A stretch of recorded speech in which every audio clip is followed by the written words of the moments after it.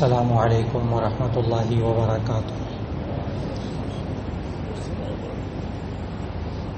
نحمده ونصلي على رسوله الكريم، اما بعد فاعوذ بالله من الشیطان الرجیم، بسم اللہ الرحمن الرحیم۔ یا ایھا النبی انا ارسلناک شاہدا ومبشرا ونذیرا وداعیا الی اللہ باذنہ وسراجا منیرا، صدق اللہ العظیم۔ اللہ رب العزت نے تمام انسانوں کی ہدایت کے لیے انبیاء علیہم السلام کو بھیجا۔ یہ انسان جس کے بارے میں اللہ نے کہا قرآن مجید میں وَسَخَّرَ لَكُم مَّا فِي السَّمَاوَاتِ وَمَا فِي الْأَرْضِ، کہ جو کچھ آسمان و زمین میں ہے سب کچھ انسان کے کام میں لگا دیا گیا ہے، انسان کے تابع کر دیا گیا ہے۔ اور اس انسان کو کس کام میں لگایا وہ اللہ تعالیٰ نے ہمیں قرآن مجید میں بتایا کہ مَا خَلَقْتُ الْجِنَّ وَالْإِنسَ إِلَّا لِيَعْبُدُونَ، کہ میں نے انسان اور جنات کو صرف اس لیے پیدا کیا ہے تاکہ وہ میری عبادت کریں، میری بات مان کر چلیں۔ اب وہ اللہ کی بات کیسے انسان تک پہنچے گی، اس کے لیے اللہ تعالیٰ نے انبیاء علیہ السلام کو بھیجا۔ انسانیت کے آغاز سے لے کر اور آخری انسان تک کے لیے اللہ نے رہنما بھیجے، انبیاء بھیجے۔ ممکن ہے ذہن میں آئے کہ جو پہلا انسان تھا اس کے لیے نبی کون تھا، تو اللہ تعالیٰ نے اس کا بھی حل فرما دیا کہ وہ پہلے انسان کو ہی نبی بنا کر بھیج دیا، آدم علیہ السلام کو، اور آخری نبی حضرت محمد رسول اللہ صلی اللہ علیہ وسلم کو بنا کر بھیجا قیامت تک آنے والے انسانوں کے لیے۔ اور اس شان کے ساتھ بھیجا کہ گزشتہ انبیاء نے آخری نبی صلی اللہ علیہ وسلم کی تشریف آوری کی بشارتیں دی باقاعدہ کہ آخری نبی صلی اللہ علیہ وسلم اس سرزمین میں آئیں گے اور کن حالات میں آئیں گے، ان کا نام کیا ہوگا، ان کا نام مبارک تک گزشتہ انبیاء نے اپنی قوموں کو بتایا۔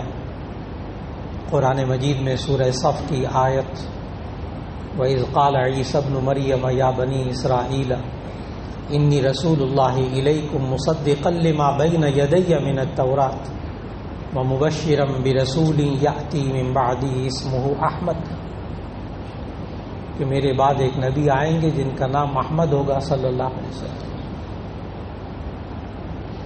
اور نبی صلی اللہ علیہ وسلم یہ عیسوی سال جو اب 2022 چل رہا ہے، اس حساب سے نبی صلی اللہ علیہ وسلم 571 عیسوی کو تشریف لائے دنیا میں، اپریل کا مہینہ تھا، اور 570 سال میں کسی ماں نے اپنے بچے کا نام احمد نہیں رکھا، باوجود کہ عیسیٰ علیہ السلام اپنی قوم کو بتا چکے تھے۔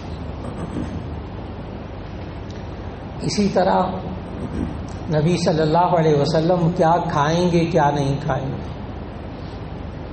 یہ تک گزشتہ کتابوں کے ماننے والوں کو ان کے نبی نے بتایا تھا۔ نبی صلی اللہ علیہ وسلم کے جسم اطہر کی نشانیاں تک گزشتہ آسمانی کتابوں میں بیان ہوئی۔ آخری نبی صلی اللہ علیہ وسلم کے مزاج کے بارے میں، آپ کے رویوں کے بارے میں، آپ کا مزاج کیسا ہوگا، آپ کے رویے کیسے ہوں گے، یہ تک گزشتہ آسمانی کتابوں میں موجود تھے۔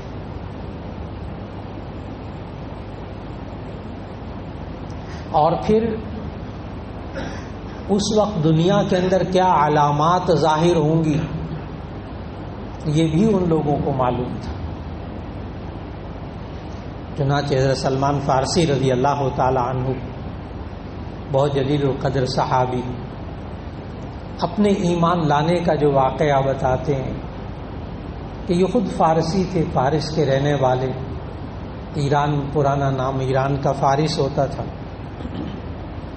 اور وہاں مجوسی مذہب ہوتا تھا، زرتشت زیادہ مذہب وہاں ہوتا تھا، جس کو آریہ بھی کہہ دیتے ہیں، جس کو مجوسی بھی کہہ دیتے ہیں، آتش پرست بھی کہہ دیتے ہیں۔ یہ سورج اور آگ کی پوجا کرتے تھے۔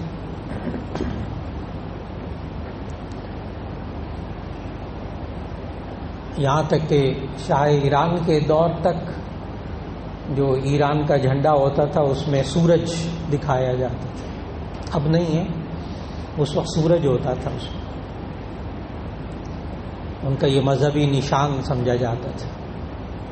تو یہ لوگ سورج کی پوجا کرتے تھے، فارس کے رہنے والے۔ حضرت سلمان فارسی رضی اللہ تعالیٰ عنہ کہتے ہیں میں بھی اسی طرح آتش پرست تھا، آگ کی پوجا کرتا تھا۔ ہمارے پاکستان میں بھی یہ مذہب پایا جاتا ہے، کراچی میں بھی اس کی عبادت گاہیں ہیں ابھی بھی۔ یہ عام گھر ہوتے ہیں، عام گھر ہوتے ہیں، لیکن ان گھروں کے باہر دو شمعیں ہیں وہ جلتی رہتی ہیں، بالکل گیٹ پر، مین گیٹ پر دو شمعیں ہیں، وہ ہر وقت صبح شام ہر وقت 24 گھنٹے آگ جلتی رہتی ہے۔ یہ ان کی نشانی ہے مجوسیوں کی کہ وہ آریہ مذہب والوں کی وہاں وہ عبادت گاہ ہوتی ہے ان کی۔ تو یہ بھی سورج کی آگ کی پوجا کرتے تھے۔ کہنے لگے کہ اس وقت، یہ نبی صلی اللہ علیہ وسلم کی تشریف آوری سے بہت پہلے کی بات، کہتے ہیں کہ وہاں میں نے آسمانی مذہب، عیسائی مذہب میں نے اختیار کر لیا کہ اللہ کو ایک مانے، اور انجیل اس وقت وہاں بائبل وہاں سامنے آئی تو انہوں نے عیسائیت اختیار کر لی۔ ابھی نبی صلی اللہ علیہ وسلم پیدا بھی نہیں ہوئے تھے، تشریف نہیں لائے تھے دنیا میں۔ کہتے ہیں والد صاحب نے مجھے بہت، گھر والوں نے سختی بھی کی، کیوں مذہب بدلا، لیکن بالآخر یہ وہاں سے نکلے۔ بڑی لمبی تفصیل انہوں نے لکھی کہ کس طرح میں وہاں سے نکلا، اور نکل کر وہ ایک پادری کے پاس رہنے لگ گئے ملک شام میں، موصل کے علاقے میں۔ اس وقت یہ عراق تھا، بہت بڑا علاقہ، تو وہ موصل کے علاقے میں چلے گئے، وہاں پادری کے پاس کہتے ہیں میں رہتا رہا، طویل عرصہ رہا۔ وہ بیچارہ بیمار ہوا، فوت ہونے لگا، تو میں نے اس سے پوچھا کہ میں اب کہاں جاؤں، تو اس نے کہا نصیبین میں ایک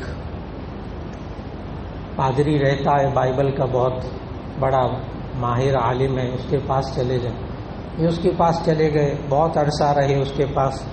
جب اس کا بھی انتقال ہونے لگا تو پھر اس کے بعد اس سے پوچھا کہاں جاؤں، تو انہوں نے کہا کہ اب یہ عراق کے اندر ایک اور علاقہ ہے عموریہ، وہاں ایک پادری ہے بہت بڑا عالم ہے بائبل کا، اس کے پاس چلے جاؤ۔ یہ اس کے پاس رہتے رہے طویل عرصہ،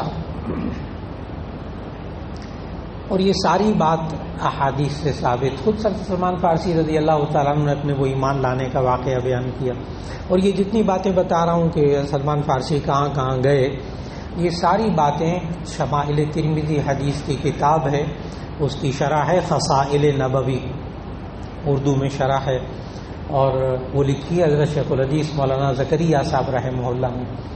تو شیخ الحدیث مولانا زکریا صاحب رحمہ اللہ نے حوالوں کے ساتھ یہ پورا سلمان فارسی رضی اللہ تعالیٰ عنہ کے ایمان لانے کا واقعہ جو آپ سے عرض کر رہا ہوں، اس بات کو سمجھانے کے لیے کہ گزشتہ انبیاء نے اپنے پیروکاروں کو کیا کیا باتیں آخری نبی صلی اللہ علیہ وسلم کے بارے میں بتائی تھی۔ تو سلمان فارسی کہتے ہیں میں عموریہ کے پادری کے پاس کافی عرصہ رہا، تو وہاں جب اس کا وہ بھی بوڑھا ہو گیا، بہت بیمار رہنے لگا، تو قریب الوفات ہوا، تو میں نے اس سے پوچھا اب کہاں جاؤں آپ کے بعد، تو اس عموریہ کے پادری نے پھر کہا تھا کہ اب آپ کہیں نہ جائیں، اب آخری نبی کے آنے کا وقت ہو گیا ہے۔ یہ سلمان فارسی رضی اللہ تعالیٰ نے بتایا آخری نبی صلی اللہ علیہ وسلم کے آنے کا وقت ہو گیا، تو آپ اب کہیں نہ جائیں۔ اور اس نے کہا کہ میں 3 نشانیاں بتاتا ہوں۔ ایک نشانی یہ ہے کہ وہ کھجوروں والی پتھریلی زمین میں آئیں گے، کھجوروں والی پتھریلی زمین میں آئیں گے۔ دوسری نشانی حضرت سلمان فارسی رضی اللہ تعالیٰ عنہ کو اس نے بتائی کہ وہ صدقہ نہیں کھائیں گے، ہدیہ کھائیں گے، صدقہ نہیں کھائیں گے وہ جو آخری نبی آئیں گے۔ تیسری نشانی یہ بتائی کہ ان کے دونوں کندھوں کے درمیان مہر نبوت ہوگی، یہ صحائح ستہ میں سب میں یہ باب قائم کیا، باب ما جاء فی خاتم النبوہ۔ ایک ہے خاتم النبیین، آخری نبی، وہ ایک الگ ہے۔ ایک ہے خاتم النبوہ، خاتم کہتے ہیں انگوٹھی کو، مہر کو، مہر نبوت۔ تو وہ آخری نبی صلی اللہ علیہ وسلم جو آئیں گے، ان کے دونوں کندھوں کے درمیان مہر نبوت ہوگی۔ دونوں کندھوں کے درمیان سرمئی رنگ کا ابھرا ہوا گوشت تھا نبی صلی اللہ علیہ وسلم کے، تو ان دونوں کے کندھوں کے درمیان مہر نبوت ہوگی۔ اور یہ تمام صحائح ستہ کی کتابوں میں باقاعدہ باب قائم کر کے احادیث ذکر کی گئی ہیں اس نشانی کے بارے میں۔ کہتے ہیں کہ میں وہاں ابھی عراق میں تھا تو مکے کا ایک قافلہ آیا، بنو کلب کا، بہت بڑا تاجروں کا قافلہ تھا۔ تو کہتے ہیں میں اس کے ساتھ مکے میں آ گیا، کہ کھجوروں والی سرزمین وہ بھی ہے۔ کہتے ہیں میں مکے میں آیا تو وہاں مدینہ طیبہ کا، اس وقت مدینہ طیبہ کا پرانا نام ہوتا تھا یثرب۔ یثرب یہ نام مدینہ منورہ کا پرانا نام قرآن مجید میں بھی ہے، یا اہل یثرب لا مقام لکم فارجعوا۔ تو یثرب یہ پرانا نام مدینہ منورہ کا۔ تو کہتے ہیں وہ یثرب سے ایک یہودیوں کا قافلہ بنو قریظہ کا وہ آیا، اور بنو کلب نے دھوکے کے ساتھ میرے مال پر قبضہ کیا اور مجھے غلام بنا کر بنو قریظہ کے ہاتھ بیچ دیا۔ اللہ کا نظام ہے، اللہ کا نظام ہے۔ کہتے ہیں میں یثرب میں آ گیا، مدینہ منورہ میں آ گیا، اور طویل عرصہ ان کی اچھی خاصی عمر۔ ابھی عرض کروں گا کہ جب انہوں نے اسلام قبول کیا اس وقت کتنی عمر تھی، کیونکہ اتنا عرصہ فلاں پادری کے پاس، اتنا فلاں کے پاس، اتنا فلاں کے پاس۔ سلمان فارسی کہتے ہیں کہ میں مدینہ میں یثرب میں وہاں ایک دن کھجوریں توڑ رہا تھا درخت پہ چڑھ کے، تو مجھے نیچے آوازیں آئیں کہ کوئی صاحب مدینہ منورہ میں تشریف لائے ہیں، اور وہ یہ کہتے ہیں کہ میں اللہ کا آخری نبی ہوں۔ یہ وہ واقعہ ہے جب قباء کے موقع پر نبی صلی اللہ علیہ وسلم سب سے پہلے آئے حضرت ابو ایوب انصاری رضی اللہ تعالیٰ عنہ کے گھر میں، تو وہ وہی ماحول تھا۔ حضرت ابو ایوب انصاری کے گھر میں تھے اس وقت، اور وہیں قباء کے علاقے میں۔ تو سلمان فارسی کہتے ہیں کہ میں نے کھجوروں کے درخت پہ چڑھے میں نے سوچا کہ ہے تو کھجوروں والی پتھریلی زمین مدینہ منورہ یثرب، ایک نشانی مل گئی ان کو۔ کہنے لگے میں کسی طرح بھاگنے کی کوشش کی کہ جاؤں ذرا، تو اس یہودی مالک نے بھی بڑی پٹائی کی سلمان فارسی کی، کہاں جا رہے ہو، کدھر جا رہے ہو، کام کرو۔ کہتے ہیں بہرحال وقت نکال کے، لمبی بات کہ وقت نکال کے کہتے ہیں میں ایک تھالی میں کھجوریں لے کر میں گیا، دیکھا کہ کہاں ہیں وہ آخری نبی۔ تو میں ان کے پاس گیا اور جا کر کہا کہ یہ آپ کے لیے کھجوریں ہیں۔ تو نبی صلی اللہ علیہ وسلم نے فرمایا کیسی کھجوریں ہیں؟ میں نے کہا یہ آپ کے لیے صدقہ ہیں۔ اب آپ وہ ذہن میں رکھیے گا نشانی، یہ آپ کے لیے صدقہ ہیں۔ اب شمائل ترمذی کی حدیث کے الفاظ ہیں کہ نبی صلی اللہ علیہ وسلم نے سلمان فارسی کو کہا کہ ادفعها فإن لا ناكل صدقہ، اس کو دور ہٹا دو، ہم صدقہ نہیں کھاتے۔ کہتے میں واپس آ گیا۔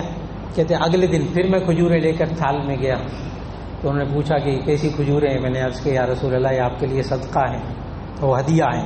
اگلے دن کہا کہ اللہ کے رسول یہ آپ کے لیے ہدیہ ہیں۔ تو نبی صلی اللہ علیہ وسلم نے فرمایا وہ ستو، دسترخوان بچھاؤ۔ پھر ساروں نے مل کر کھانا شروع کیا۔ اب آپ سمجھ گئے کہ دو نشانیاں مل گئیں ان کو کہ صدقہ نہیں کھائیں گے، ہدیہ کھائیں گے۔ ممکن ہے آپ حضرات کے ذہن میں یہ سوال آئے کہ یہ صدقہ ہے، یہ ہدیہ ہے، وہی کھجوریں ہیں، تو یہ لفظوں کا ہیر پھیر کیا ہے؟ اصل میں یہ لفظوں کا ہیر پھیر نہیں ہے، یہ نیت کا ہیر پھیر ہے۔ لفظوں کا ہیر پھیر نہیں ہے، یہ نیت کا فرق ہے۔ صدقہ کہتے ہیں، ملا علی قاری رحمہ اللہ بخاری شریف کی شرح لکھی تو اس میں صدقے کی تعریف کی ہے۔ بہت سے لوگ کہتے ہیں یہ چیریٹی کیا ہوتی ہے، صدقہ کیا ہوتا ہے، ہدیہ کیا ہوتا ہے۔ اصل میں صدقے کی تعریف یہ ہے کہ منیحۃ یطلب بها التحبب والتقرب الی اللہ تعالی، وہ دی جانے والی چیز، وہ چیز جو آپ دیں اور اس سے مراد اللہ کا قرب اور ثواب حاصل کرنا مقصود ہو تو اس کو صدقہ کہتے ہیں۔ اور ہدیہ کس کو کہتے ہیں کہ منیحۃ یطلب بها التحبب الی الاخر، دوسرے انسان کی محبت حاصل کرنا مقصود ہو، ثواب اس پہ بھی ملتا ہے۔ ڈائریکٹ اللہ کے لیے دیتے ہیں وہی صدقہ ہو جاتا ہے، اور کسی بندے کو، کسی انسان کو، کسی رشتہ دار کو آپ کوئی چیز دیتے ہیں، اس کا قرب، اس کی محبت حاصل کرنے کے لیے وہ عطیہ ہدیہ ہو جاتا ہے. تو نیت کا فرق ہے، الفاظ کا صرف فرق نہیں. تو سلمان فارسی کہتے ہیں وہ میں نے کھجوریں دی تو پوچھا کیا ہے، میں نے کہا جی ہدیہ ہے. آپ صلی اللہ علیہ وسلم نے کھا لیا. اور ساری زندگی آپ صلی اللہ علیہ وسلم نے اپنے لیے بھی زکوٰۃ صدقات کو منع رکھا اور اپنی آل کے لیے بھی. آج تک سید کے لیے، بنو ہاشم کے لیے، ہاشمی کے لیے، سید کے لیے زکوٰۃ لینا جائز نہیں، کیونکہ نبی صلی اللہ علیہ وسلم نے فرمایا، صحیح مسلم کی حدیث ہے، لا تحل صدقۃ لمحمد ولا لآل محمد صلی اللہ علیہ وسلم. صدقہ حلال نہیں ہے محمد صلی اللہ علیہ وسلم کے لیے اور ان کی آل کے لیے. اب نبی صلی اللہ علیہ وسلم کی اپنی اولاد لڑکوں میں تو آگے نہیں چلی، بیٹے نہیں تھے. ما کان محمد ابا احد من رجالکم ولکن رسول اللہ وخاتم النبیین. محمد صلی اللہ علیہ وسلم تو مردوں میں سے کسی کے باپ نہیں تھے، لیکن اللہ تعالیٰ کے آخری نبی تھے. لیکن یہ جو 5 بنو ہاشم کی آگے اولاد ہے، جس سے آگے نسل چلی، اس کو سید کہتے ہیں، اس کو ہاشمی بھی کہہ دیتے ہیں. اور وہ ہے حضرت علی رضی اللہ تعالیٰ عنہ، حضرت عباس رضی اللہ تعالیٰ عنہ، حضرت عقیل، حضرت جعفر، حضرت حارث. صاحب ہدایہ نے، محدثین نے یہ 5 افراد لکھے ہیں جن سے آگے نسل چلی، تو ان کو بنو ہاشم کہتے ہیں. تو نبی صلی اللہ علیہ وسلم اپنے لیے اور اپنے خاندان والوں کے لیے زکوٰۃ صدقات نہیں. اور یہ گزشتہ آسمانی کتابوں میں یہ بات لکھی تھی. دیکھیے وہ پادری نے بتایا تھا نا کہ وہ آخری نبی آئیں گے تو وہ صدقہ نہیں کھائیں گے، ہدیہ کھائیں گے. سلمان فارسی کہتے ہیں 2 نشانیاں مجھے مل گئیں، ایک تو پتھریلی کھجوروں والی زمین، اور ایک صدقہ نہیں کھائیں گے، ہدیہ کھائیں گے. کہنے کہ نبی صلی اللہ علیہ وسلم نے دسترخوان بچھوایا، تو دسترخوان جب بچھوایا تو میں گھوم کر پیچھے آیا، نبی صلی اللہ علیہ وسلم کے پیچھے گھوم کر آئے. نبی صلی اللہ علیہ وسلم پہچان گئے، جان گئے کیا چاہتے ہیں. تو نبی صلی اللہ علیہ وسلم اپنے کرتے مبارک کے بٹن کھولے اور گریبان کو پیچھے کیا. تو سلمان فارسی کہتے ہیں میں نے مہر نبوت دیکھی اور اسے چوما اور میں نے اسلام قبول کر لیا. اس وقت حضرت سلمان فارسی رضی اللہ تعالیٰ عنہ کی عمر کم از کم جو روایات میں آتی وہ 90 سال، 90 سال کی عمر میں اسلام قبول کیا. اب آپ کو سمجھ میں آ گیا ہوگا وہ فلاں پادری کے پاس اتنا عرصہ، فلاں کے پاس اتنا عرصہ، وہ بھی مر گیا اس کے پاس اتنا عرصہ. تو وہ 90 سال کی عمر میں اسلام قبول کیا. پھر بعد میں جو وفات کی عمر ہے وہ کسی نے 200 سال لکھی ہے، کسی نے کم از کم جو عمر ہے وہ 150 سال، کم از کم عمر 150 سال روایات میں آتی کہ وہ زندہ رہے. پھر سلمان فارسی رضی اللہ تعالیٰ عنہ، تھوڑا سا اندازہ لگائیے گا کہ نبی صلی اللہ علیہ وسلم کے ہاں ایک مسلمان کی کیا قیمت ہوتی تھی، اسلام قبول کرنے کی کیا اہمیت ہوتی تھی. کیونکہ ہمیں تو الحمدللہ مسلمانوں کے گھروں میں پیدا ہوئے، مفت میں اسلام مل گیا الحمدللہ، اللہ کا شکر، اس پر بھی اللہ کا شکر. حضرت سلمان فارسی رضی اللہ تعالیٰ عنہ کو پھر نبی صلی اللہ علیہ وسلم نے کہا کہ اپنے آقا سے بات کرو. وہ جو غلام بنا کے، ظاہر غلام تو تھے نہیں، دھوکے سے غلام بنا کر بھیجا تھا یہودیوں کے پاس، تو تم اپنے آقا سے بات کرو کہ وہ. اب میں آگے شمائل ترمذی کی حدیث کا ترجمہ سنانے لگا. تو سلمان فارسی رضی اللہ تعالیٰ عنہ کہتے ہیں کہ مجھے کہا کہ آقا سے بات کرو وہ تمہیں آزاد کر دے. تو اس نے، مالک نے کہا 90 سالہ ملازم، کھجوریں توڑنے والا، باغات میں کام کرنے والا. تو آقا نے، اس کے مالک نے کہا کہ جی وہ 300 اوقیہ چاندی، جو کئی کلو چاندی بنتی، 300 اوقیہ چاندی دے دیں اور پھر 300 درخت لگائے کھجور کے، اور وہ 300 کھجور کے درخت لگانے کے بعد جب وہ کھجور کا درخت پھل دینے لگے گا نا تو سلمان فارسی آزاد ہو جائے گا. اب آپ حضرات میں سے جو ملتان، مظفر گڑھ، وہ کھجوروں والی زمینوں سے تعلق رکھتے ہیں، انہیں معلوم ہوگا کہ یہ کم از کم 5 سال، 8 سال، 10 سال بعد جو بڑی درخت ہوتے ہیں وہ کھجوریں دیتے ہیں. وقت لگتا ہے اچھا خاصا. 300 درخت لگائیں کھجوروں، پھر جب پھل دیں گے تو یہ آزاد ہوں گے. نبی صلی اللہ علیہ وسلم 300 اوقیہ چاندی تو دے دی، اور وہ 300 درخت نبی صلی اللہ علیہ وسلم نے منگوائے، کھجوروں کے پودے منگوائے، اور 299 درخت، ایک کم 300، 299 درخت. یہ شمائل ترمذی کی حدیث کا ترجمہ سنا رہا ہوں کہ 299 درخت خود نبی صلی اللہ علیہ وسلم نے اپنے ہاتھ سے لگائے، اپنے ہاتھ سے دست مبارک سے لگائے. اور ایک درخت جو تھا نا ان کھجوروں میں سے، وہ حضرت عمر رضی اللہ تعالیٰ عنہ نے لگا دیا کہ ایک درخت میں بھی لگا دوں برکت کے لیے. آگے حدیث کے الفاظ یہ ہیں فحملت من عامه الا نخلة واحدة،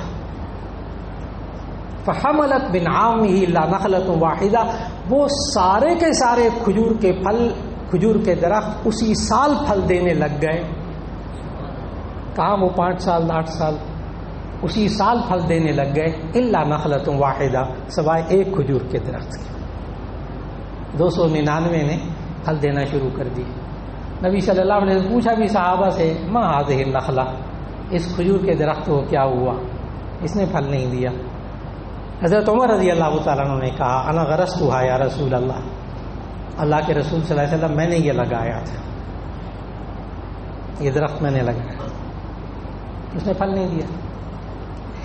نبی صلی اللہ علیہ وسلم نے اس حدیث میں موجود کہ اسی وقت وہ درخت کو اکھیڑا اور اپنے دست سے مبارک سے پھر دوبارہ اسے لگایا. فحملت من عامه، اس نے بھی اس سال سے پھل دینا شروع کر دیا. یہ نبی صلی اللہ علیہ وسلم کا معجزہ. لیکن آپ حضرات کے ذہن میں پوری حدیث سننے کے بعد کہیں یہ بات بھی ذہن میں نہ آ جائے حضرت عمر رضی اللہ تعالیٰ عنہ کے بارے میں کہ جی وہ حضرت عمر نے کھجور کا درخت لگایا تھا، اس نے دیکھو نا پھل ہی نہیں دیا، تو کہیں حضرت عمر کی شان میں کمی ذہن میں نہ آ جائے، کمی ذہن میں نہ آ جائے. تو اس کا جواب بھی ذہن میں رکھیے گا. محدثین نے اس کا جواب لکھا کہ حضرت عمر رضی اللہ تعالیٰ عنہ کے درخت نے پھل کیوں نہیں دیا. محدثین نے لکھا کہ اگر حضرت عمر رضی اللہ تعالیٰ عنہ کے ہاتھ مبارک سے لگایا ہوا درخت پھل دے دیتا تو نبی کا معجزہ نہ رہتا. اس لیے کہ معجزہ اس کو کہتے ہیں جو عام انسان سے ظاہر، غیر نبی سے ظاہر نہیں ہو سکتا، نبی کے علاوہ سے ظاہر نہیں ہو سکتا. اس لیے حضرت عمر کی شان اپنی جگہ. اب یہ ساری بات احادیث میں موجود، کس طرح ایک 90 سالہ شخص اسلام قبول کرتا ہے اور اس کو ان حالات سے نکالنے کے لیے نبی صلی اللہ علیہ وسلم نے اس ایک شخص کے ایمان کی کتنی قدر فرمائی. یہ سب باتیں گزشتہ آسمانی کتابوں میں موجود. آپ وہ آیت پڑھیں گے نا قرآن مجید میں سورۃ البقرہ کی کہ وہ لوگ، یہ یہود و نصارہ، یہ مشرکین مکہ خود دین ابراہیمی پر عمل کرتے تھے، دعویٰ یہی کرتے تھے ہم دین ابراہیمی پر ہیں. یہود و نصارہ یہ اس حد تک نبی صلی اللہ علیہ وسلم کی تشریف آوری کو یقینی سمجھتے تھے، پہچانتے بھی تھے، نشانیاں بھی سمجھتے تھے کہ میں آیت پڑھنے لگا اس کا ترجمہ کروں گا تو آپ کو حیرت ہوگی اللہ تعالیٰ کیا کہہ رہا ہے. یعرفونہ کما یعرفون ابناءہم، یعرفونہ کما یعرفون ابناءہم. یہ لوگ یہود و نصارہ نبی صلی اللہ علیہ وسلم کو اس طرح پہچانتے تھے جیسے اپنے بیٹوں کو پہچانتے تھے. جیسے ہمارا بیٹا ہو نا سامنے تو ہم کہتے ہیں میرا بیٹا، بڑے یقین کے ساتھ کہتے ہیں میرا بیٹا. جس طرح اپنے بیٹوں کو پہچانتے تھے کہ یہ میرا بیٹا ہے، اس طرح یہ نبی صلی اللہ علیہ وسلم کو پہچانتے تھے. اتنا یقین تھا ان کے اندر. یہاں تک کہ نبی کریم صلی اللہ علیہ وسلم کے مزاج مبارک کے بارے میں بھی، آپ کے اندر کیا خصوصیات ہوں گی، آپ کی طبیعت کیسی ہوگی، مزاج کیسا ہوگا، یہ تک گزشتہ آسمانی کتابوں میں موجود تھا. ایک اور حدیث سے سنانے لگا کہ ایک یہودی عالم تھے، اور یہودی عالم نے نبی صلی اللہ علیہ وسلم کے ساتھ تجارت کی، ایک ڈیل کی. اس کو ہم حدیث میں اور فقہ اسلامی میں بیع سلم کہتے ہیں، یعنی ایڈوانس پیسے دے دینا اور جب وہ غلہ اگے تو اس وقت اتنی بوری اتنے من غلہ دے دینا. تو نبی صلی اللہ علیہ وسلم سے یہ تجارت کی، بیع سلم کی، کہ نبی صلی اللہ علیہ وسلم کو ایڈوانس پیسے دے دیے اور یہ کہا کہ فلاں دن اور فلاں موسم میں آ کر، فلاں تاریخ کو میں آپ سے آ کر اتنی کھجوریں لے جاؤں گا، اتنی کھجوریں لے جاؤ. یہ خود کہتے ہیں یہودی عالم، جنہوں نے اپنے آپ کو عالم ظاہر نہیں کیا تھا، تورات کے بہت ماہر تھے. یہ خود کہتے ہیں کہ جئت یوما قبل یومین او بثلاث، کہ میں 2-3 دن پہلے ہی آ گیا. جو مقررہ تاریخ تھی، جو دن اور تاریخ طے ہوئے تھے، اس سے میں پہلے ہی آ گیا. چند دن پہلے نبی صلی اللہ علیہ وسلم صحابہ کے درمیان بیٹھے ہوئے تھے، تو میں نے نبی صلی اللہ علیہ وسلم کا دامن مبارک پکڑ لیا، اور دامن مبارک پکڑ کے میں کہنے لگا کہ تم جو قریش کے لوگ ہو نا، یہ حق صحیح طریقے سے ادا نہیں کرتے، وعدہ پورا نہیں کرتے، مال جو ہے نا وہ وقت پہ نہیں دیتے. حضرت عمر رضی اللہ تعالیٰ عنہ بھی بیٹھے ہوئے تھے صحابہ میں. حضرت عمر رضی اللہ تعالیٰ عنہ جلا لیا ہے ماشاءاللہ شخصیت، کھڑے ہو گئے، کہنے لگے اے اللہ کے دشمن، اگر مجھے میرا اللہ کا ڈر نہ ہوتا نا تو میں بھی تیرا سر قلم کر دیتا جو تو نبی صلی اللہ علیہ وسلم کی شان میں باتیں کر رہا ہے. ان کو غصہ ہے. نبی صلی اللہ علیہ وسلم نے حضرت عمر رضی اللہ تعالیٰ عنہ سے کہا اے عمر، تمہیں چاہیے تھا تم اس کو اچھی طرح مانگنا سکھاتے کہ کس طرح اچھی طرح مانگتے ہیں. جاؤ اب اس کو جتنا سودا طے ہوا تھا کھجوروں کا وہ کھجوریں دے دو. اور ساتھ حدیث کے الفاظ سنانے لگا ہوں جو نبی صلی اللہ علیہ وسلم نے فرمایا حضرت عمر رضی اللہ تعالیٰ عنہ کو وَزِدْهُ 20 صاعًا مَكَانَ مُنَازَعَتِهِ، اور 20 صاع اس کو کھجوروں کے اور دے دو اس جھگڑے کے بدلے. ساری زیادتی اس کی طرف سے. ایک صاع جو ہوتا ہے عربی میں اس وقت کا وہ 3.5 کلو کا، 3.5 کلو کا ایک صاع ہوتا ہے. تو آپ اسے اندازہ لگا لیجیے 20 کلو کتنا بنے گا. 1.5 من سے زیادہ بن جائے گا. وَزِدْهُ 20 صاعًا مَكَانَ مُنَازَعَتِهِ، 20 صاع اس کو کھجوروں کے اور زیادہ دے دو اس جھگڑے کے بدلے میں. حضرت عمر رضی اللہ تعالیٰ نے سودا بھی دے دیا، وہ 20 صاع کھجوروں کے بھی دے دیے اس شخص کو. اس شخص نے ساری کھجوریں رکھی ایک طرف اور کہنے لگا اے عمر اللہ تیرا بھلا کرے، آخری نبی کی جتنی نشانیاں میں نے گزشتہ آسمانی کتابوں میں پڑھی تھیں ساری میں نے پالی تھی، سب کی تصدیق ہو گئی تھی. ایک خوبی لکھی ہوئی تھی گزشتہ آسمانی کتابوں میں کہ جو آخری نبی آئیں گے نا وہ حلم میں، حلم حالام میم، وہ حلم اور بردباری میں، برداشت میں، ٹالرنس میں وہ عام انسانوں سے کہیں زیادہ اونچے ہوں گے. یہ نشانی مجھے نہیں مل رہی تھی. اے عمر اللہ تیرا بھلا کرے، آج تو نے یہ بھی نشانی مجھے دکھا دی. اور وہیں کھڑے کھڑے اس یہودی عالم نے کہا اشہدک انی رضیت باللہ ربا وبالاسلام دینا وبمحمد النبی صلی اللہ علیہ وسلم. میں عمر میں تمہیں گواہ بناتا ہوں کہ میں اللہ کو اپنا رب مانتا ہوں اور اس شخصیت کو اپنا نبی مانتا ہوں اور اسلام کو اپنا دین سمجھتا ہوں. اور وہیں اسلام قبول کر لیا اس یہودی عالم نے. صرف اتنی گزارش کرنی تھی کہ نبی صلی اللہ علیہ وسلم کی یہ خصوصیات جس کی وجہ سے لوگوں نے اسلام قبول کیا، حلم، برداشت، یہ ہمارے نبی صلی اللہ علیہ وسلم کی وہ خصوصیت جو گزشتہ آسمانی کتابوں میں آئی تھی.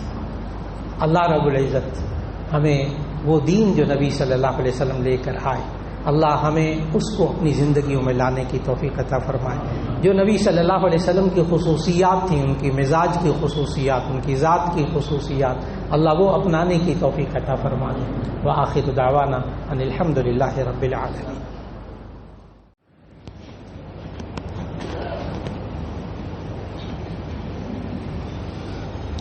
السلام علیکم ورحمۃ اللہ وبرکاتہ. نحمده ونصلي على رسوله الكريم. اما بعد فاعوذ بالله من الشيطان الرجيم. بسم الله الرحمن الرحيم. يا ايها النبي انا ارسلناك شاهدا ومبشرا ونذيرا وداعيا الى الله باذنه وسراجا منيرا. صدق الله العظيم. اللہ رب العزت نے تمام انسانوں کی ہدایت کے لیے